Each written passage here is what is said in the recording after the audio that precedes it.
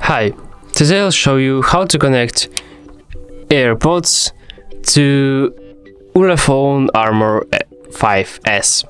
So let's go to settings, then Bluetooth, let's turn it on, which is not here, let's turn it on, pair new device, so let's open it and press this button.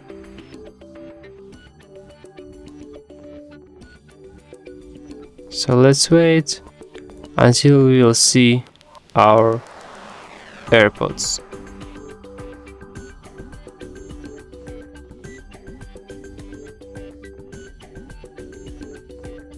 Yeah, that's our Airpods.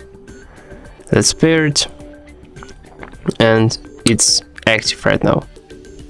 So as you can see, we just paired our Airpods, and we can also delete it just like that. Forget and forget device. So that's all. Thanks for watching, press like, subscribe to our channel, and see you next time.